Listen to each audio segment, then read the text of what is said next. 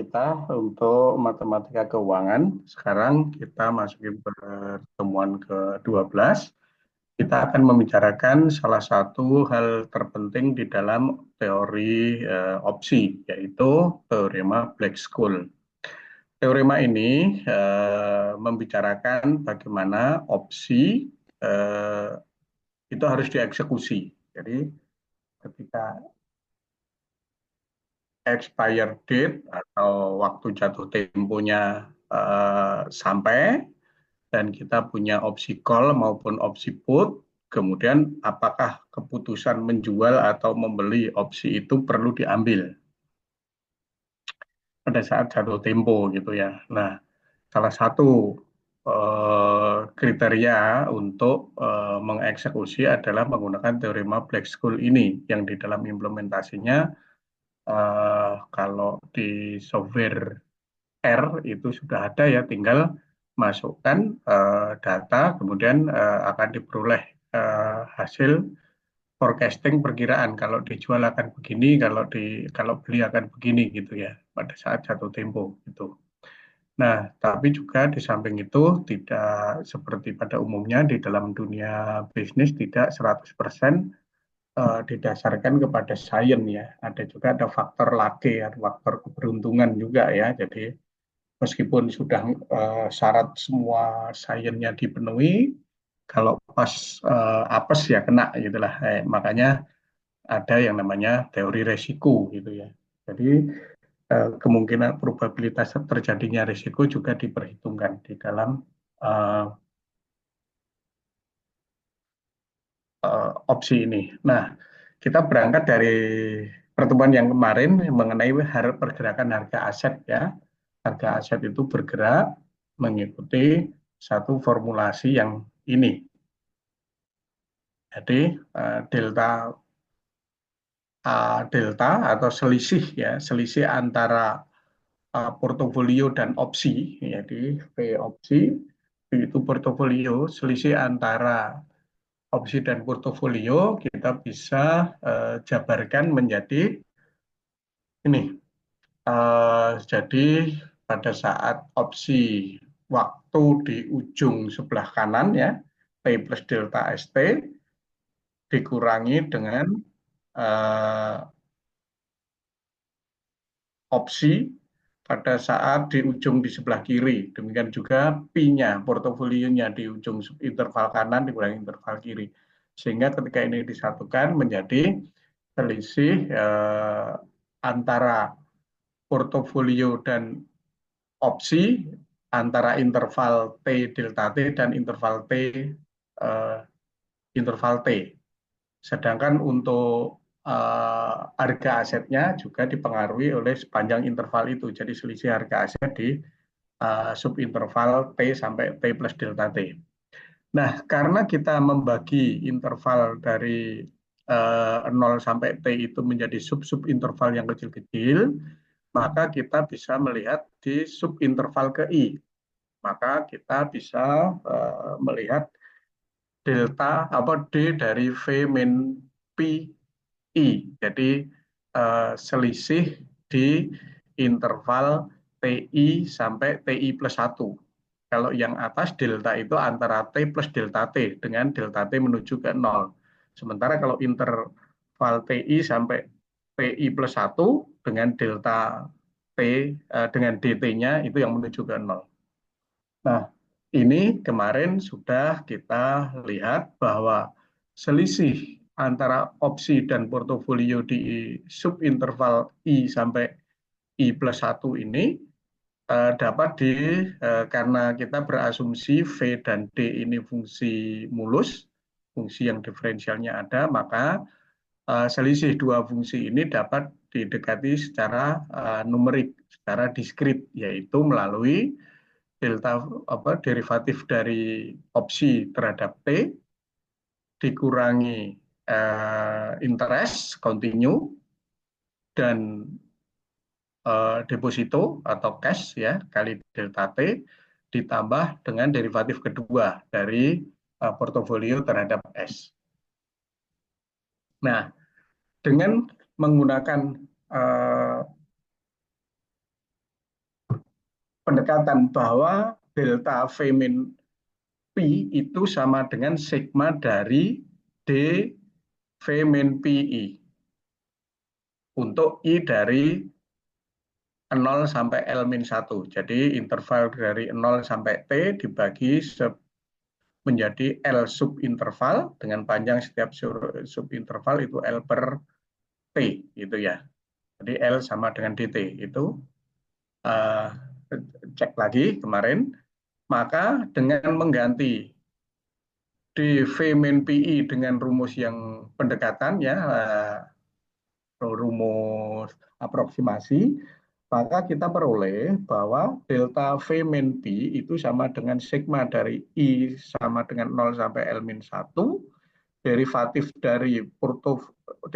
dari opsi ke I terhadap T dikurangi interest kali deposito di interval ke I kali DT ditambah derivatif kedua dari opsi terhadap S gitu ya. Nah, ini yang akan kita gunakan.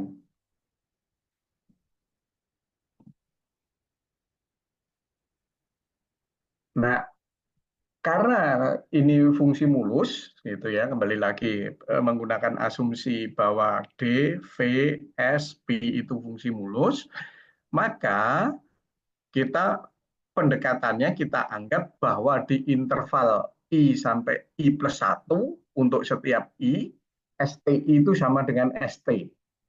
Gitu ya. Jadi dianggap pendekatan dengan fungsi tangga. Itu ya. Jadi antara STI S ya, nilai S antara I sampai I plus 1 itu kalau ini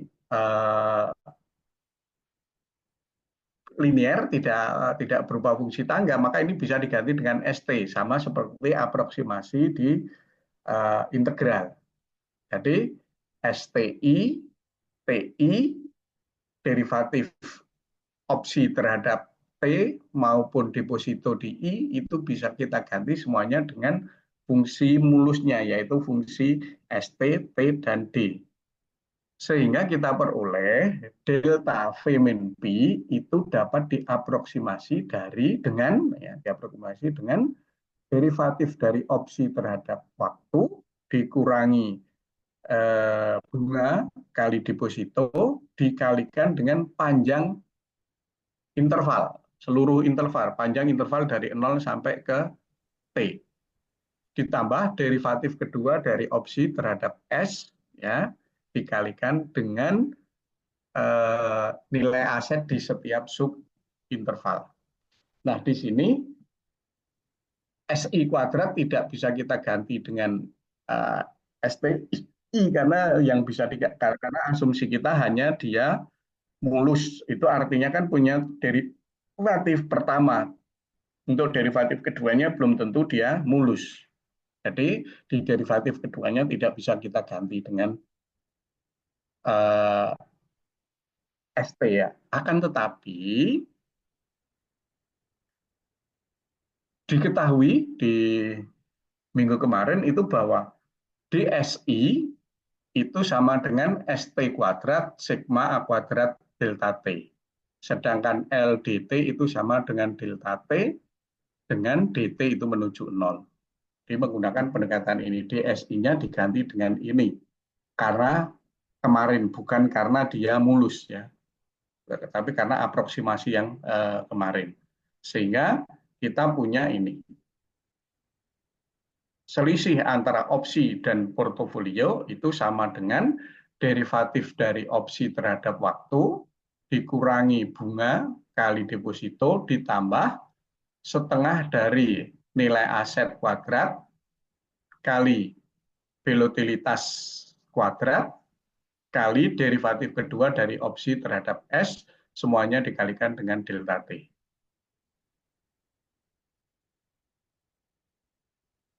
Nah, di sini kita lihat ya, V min P itu tidak melibatkan variabel acak yang kita bentuk di awal, yaitu YI. Tidak ada YI, tidak ada ZI, di mana YI maupun ZI itu berdistribusi normal standar. Nah, V min P tidak kelihatan di sini variabel acaknya, sehingga kita katakan V min P ini bukan variabel acak. Nah, karena dia bukan variabel acak, maka pertumbuhan interest rate-nya bebas dari resiko. Jadi tidak ada probabilitas yang harus dipikirkan. Sehingga kita bisa mengatakan bahwa delta V min P itu sama dengan R delta T kali V min P. Jadi delta di sini adalah delta R delta T. Itu ya. Jadi yang sangat berpengaruh adalah pertumbuhan interest rate-nya yang bebas dari resiko, yaitu R. Nah, tetapi kita punya asumsi yang pertama, yaitu bahwa di dalam perdagangan opsi itu kita harus bebas dari keuntungan sesaat non arbitras, gitu ya. Sehingga ada kemungkinan yang pertama, delta V min P itu lebih besar dari R delta T kali V min P. Kemungkinan kedua, delta V min P itu lebih kecil dari RAT kali V min P. Ada dua kemungkinan itu. Nah, kemungkinan pertama, kalau delta V min P lebih besar dari R delta T V min P, artinya apa? Artinya keuntungan itu akan lebih besar dari tingkat bunga yang bebas risiko. Nah, untuk memperoleh keuntungan caranya gimana? Caranya dengan membeli portofolio V min P pada saat T. Nah, membeli V min P ya, maksudnya apa? Artinya itu membeli opsi V dan menjual portofolio. Jadi mengakuisisi V min P artinya membeli opsi V, menjual portofolio P. Ya. Nah, kemudian cara yang kedua bisa saja langsung V min P-nya dijual pada saat waktu T plus delta T. Jadi tidak pada saat jatuh tempo pas gitu ya, tapi lebih sedikit. Ini kalau kejadian yang pertama. Kalau kejadian yang kedua, kalau delta V min P itu kurang dari R delta T V min P. Ini artinya apa? Artinya keuntungan akan lebih besar dari bunga bebas resiko yang ditawarkan. Caranya gimana? Caranya V min P dijual pada waktu T. Artinya menjual V min P, artinya menjual opsi V, membeli portofolio P. Atau cara kedua, dengan cara membeli portofolio V min P pada waktu T plus delta T. Jadi tidak pada waktu jatuh tempo tepat. Itu ya. Ini arti dari formulasi eh, tersebut. Nah, kembali ke sini. Kita punya delta V min P itu sebagai derivatif dari portofolio terhadap T min bunga bebas risiko kali deposito ditambah setengah kali harga aset pada saat T kuadrat kali volatilitasnya kali derivatif dari opsi terhadap harga aset kalikan delta T. Nah, ini sama dengan R delta T V min P. Nah, P sendiri sama dengan satuan aset kali harga aset dikurangi deposito. Jadi R delta T V min AS min D. Sekali lagi, R itu bunga bebas risiko, delta T ini adalah interval waktu yang sangat pendek menuju ke nol, V opsi, A kali SA itu satuan aset, S itu harga aset, A kali S itu berarti total harga aset di deposito. Nah, sekarang kalau diturunkan terhadap T maupun terhadap S kuadrat. Kita punya ini, yang di atas ini ya. Saya tulis ulang menjadi ini. Maka saya punya ini. Yang ini, itu, ya. Yang ini, RD ini, saya ganti dengan ini. RD yang B. Oke, ini kan saya tulis ulang, dV/dt, min setengah S kuadrat, min RD. Nah, RD ini, nah, RD itu menjadi RV min RAS, gitu kan. Ya, ini kalau disamakan dengan 0, ini kan berarti Anda punya R delta T, itu sama dengan RAS RV. Oke ya, nih. Oke, berarti saya tulis begini menjadi ini. Nah, A itu kan harga, satuan dari aset. Dan kemarin kita melihat bahwa A ini bisa diganti dengan DV opsi, derivatif dari opsi per harga aset. Sehingga ini jadi ini DV per DT setengah S kuadrat sigma kuadrat D2V per DS kuadrat plus RS, hanya diganti DV per DS, RV. Nah, ini yang disebut dengan persamaan diferensial Black-Scholes atau terkenal dengan sebutan Black-Scholes. Oke, sampai di sini ada yang ditanyakan.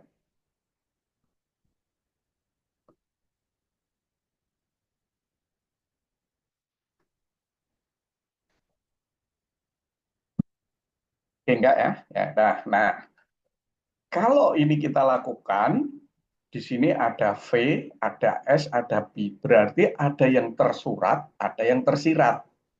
Tersurat, misalkan kita melihat P. P ini tersuratnya adalah volatilitas. Nah, volatilitas berarti terkait dengan variabel acak, terkait dengan mu. Di sini mu-nya tidak kelihatan, variabel acaknya tidak kelihatan karena dia tersirat di volatilitasnya. Nah, bagaimana nanti kita lihat. Nah, mu-nya tidak kelihatan. Ya, yang ada hanya yang kelihatan hanya pi-nya, volatilitasnya, driftnya tidak kelihatan.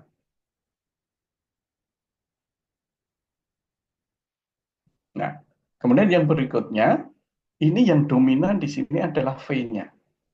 DV, DV, DV, ya. Pi-nya tidak kelihatan portofolio. D-nya juga nggak kelihatan depositonya.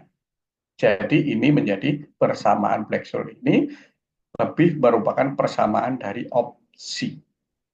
Anda lihat di sini ya, tidak kelihatan depositonya, tidak kelihatan apa satuan asetnya, A-nya. A sama D-nya tidak kelihatan di sini. Yang dominan adalah opsi dan harga aset. Oke. Nah, di sini muncul interest, bebas resiko. Oke. Nah, sekarang kalau kita lihat karena opsi itu ada opsi call, ada opsi put, kita punya opsi call-nya begini. Kalau opsi call, kalau dilakukan eksekusi atau jatuh tempo, maka nilai jualnya adalah ini, opsi call. Sedangkan opsi put maksimum E min ST dan 0. Ya. Jadi call-nya maksimum ST min E, put-nya maksimum dari E min ST. Nah, sekarang ketika kita melihat pada opsi call, ada opsi call CST. Kita punya di minggu kemarin persamaan ini, nilai aset, gitu. Nah, kalau ST ini 0, pada saat jatuh tempo ini 0, maka C0T ini akan 0. Jelas ya, kalau jatuh temponya 0, maka ini akan obstacle-nya akan 0. Tetapi ketika nilai aset besar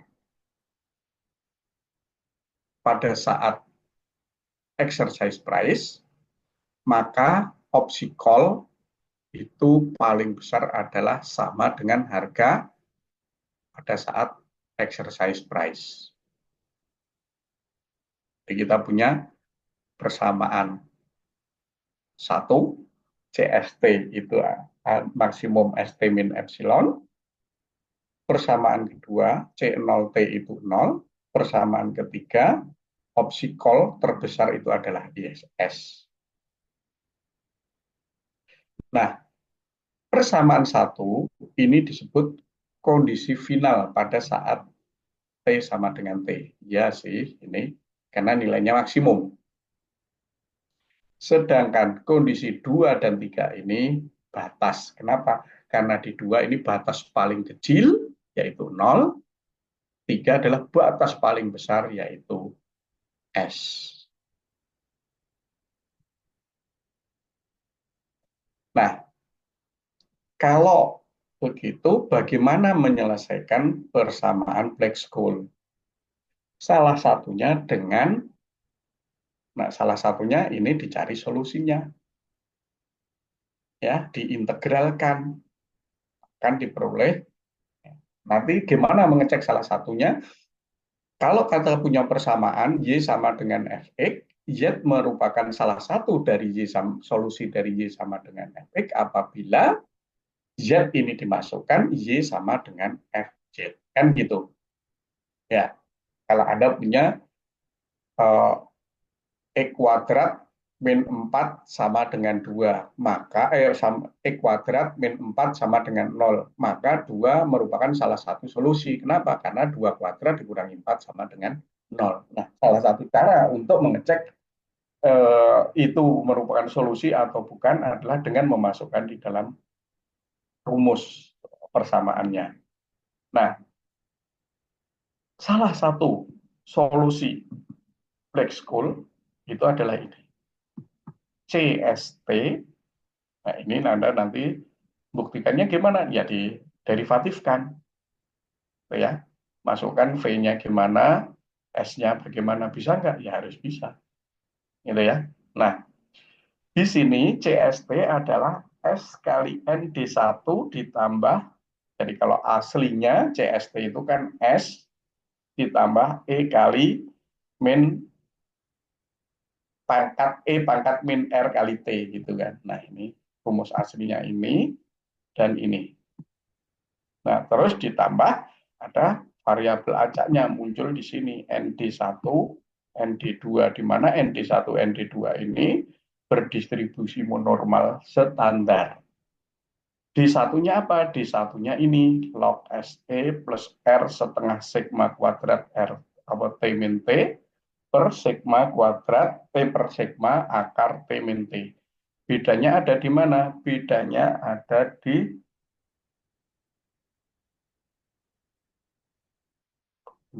ini bedanya ini. Ini R plus setengah, di sini R min setengah. Bedanya ada di sini. Ya. Nah, hubungan D1 dan D2 karena bedanya hanya di sini, di R plus sama R min, maka D2 itu atau D2 dikurangi D1 itu sama dengan sigma akar T min T. D1 dikurang D2 sama dengan sigma akar T min T. Gitu ya. Atau D2 sama dengan D1 dikurangi sigma akar T min T.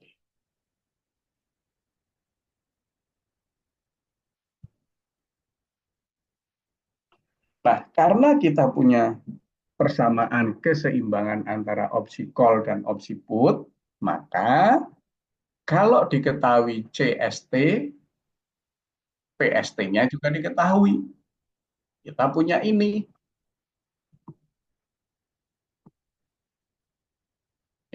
opsi putnya ini. Kalau tergantung S dan T, kita punya ini. Maka C-nya diganti dengan ini. Kalau C-nya diganti dengan ini, saya peroleh PST-nya ini. Ya.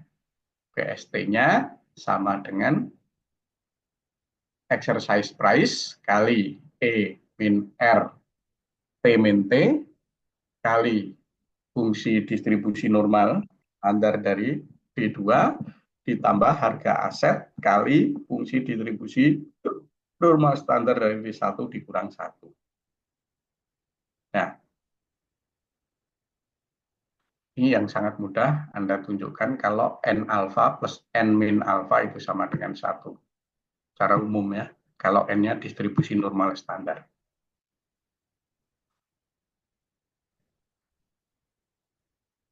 Jadi tugas Anda buktikan ini. Karena ini banyak kita pakai nanti. Jadi N min alpha itu sama dengan 1 min N alpha. Kita makainya itu.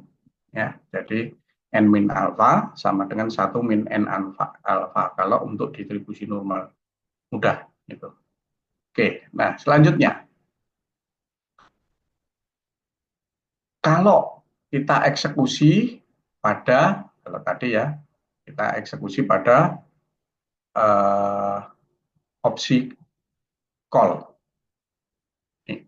Nah, kita opsi call-nya kita eksekusi. Sekarang kalau opsi put-nya yang kita eksekusi. Kalau opsi put-nya dieksekusi, maka ada 3 pertanyaan. Ada 3 hal seperti tadi, sama persis. Tapi yang paling utama adalah ini, nilai maksimalnya. Ya. Kemudian nilai batasnya sama, gitu ya. Nah, kalau ini yang terjadi, nilai aset pernah sama dengan 0. Kapan? Ketika opsi put-nya sama dengan E. Sehingga pada saat T sama dengan 0, pada saat S harga aset awal, opsi put nilainya segini. Nilai eksekusi kali E min interest kali selisih waktu. Untuk nilai maksimal ini untuk batasnya ya. Untuk maksimalnya ini, untuk batas di kirinya ini, batas di kanannya adalah kalau S-nya sangat besar, maka opsi put-nya nilainya akan 0. Karena S-nya sangat besar di sini, kalau S-nya sangat besar, nggak mungkin. Karena E dikurangi S eksekusi, jadi ini dari awal ya, persamaan ini nggak mungkin kalau opsi put-nya. Kalau ST lebih besar dari E, berarti kan 0 yang kita pilih. Ya, kalau ST-nya membesar, itu 0. Kalau yang opsi call tadi, S min E. Kalau S-nya membesar, nggak masalah. Tapi kalau di sini, kalau put, kalau S-nya membesar, E min S berarti 0. Ya, kalau S-nya membesar, opsi put-nya 0. Oke? Jadi maksimalnya ini persamaan 1, persamaan 2, persamaan 3.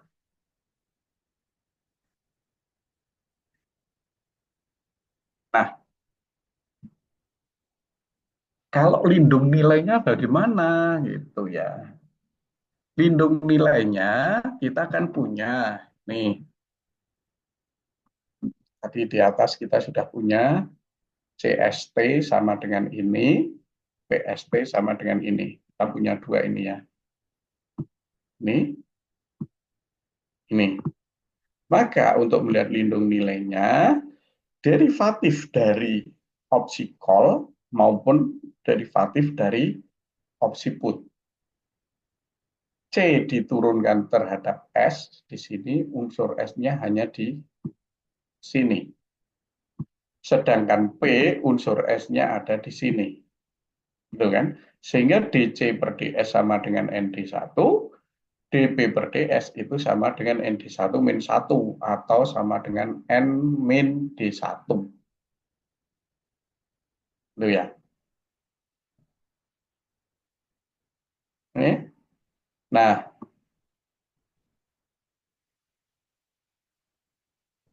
ini lindung nilainya. Nah, kalau begitu, oh ya, berarti solusinya malah yang tersirat, bukan yang tersurat. Nah, kita punya ini,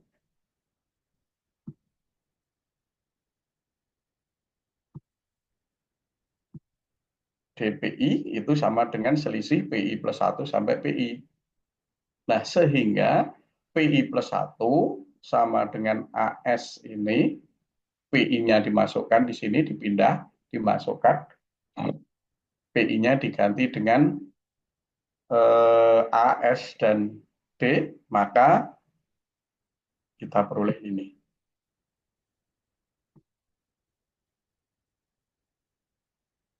Ya, nah substitusi saja ini.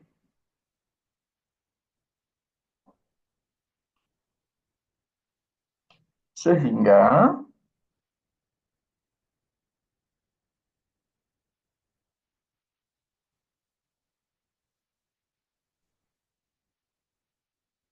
kita bisa tulis ya PI plus 1 yang depan ini, AI plus 1 karena satuan asetnya seimbang, ya tetap di interval I sampai I plus 1, kemudian ini menjadi DI plus 1.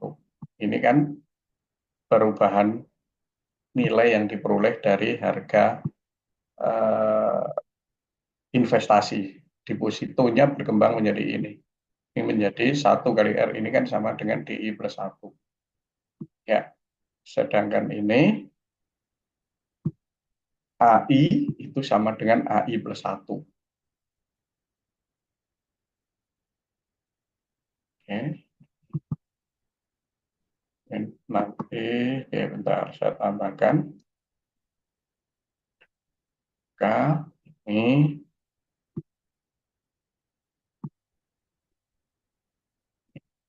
Pak.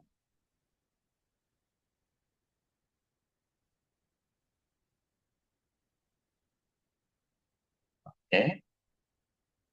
Ini nilainya AI sama dengan AI plus 1, saya sesuaikan, ini menjadi AI plus 1, sementara yang ini adalah kompensasi dari depositonya, dari D-nya, sehingga menjadi DI plus 1.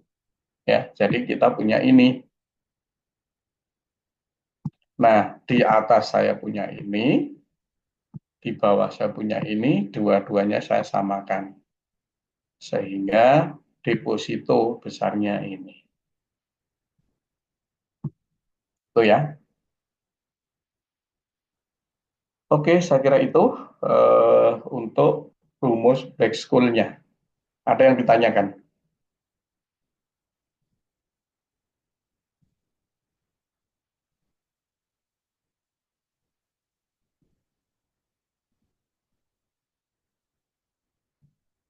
Oke, kalau nggak ada yang ditanyakan, saya kira saya cukupkan sekian. Eh, setelah ini akan saya taruh di Google Classroom. Setelah ini, besok ya, karena kelas B atau kelas A itu belum. Jadi setelah kelas yang satunya lagi. Oke, terima kasih. Assalamualaikum warahmatullahi wabarakatuh. Waalaikumsalam. Terima kasih, Pak. Waalaikumsalam warahmatullahi wabarakatuh. Terima kasih, Pak. Ya.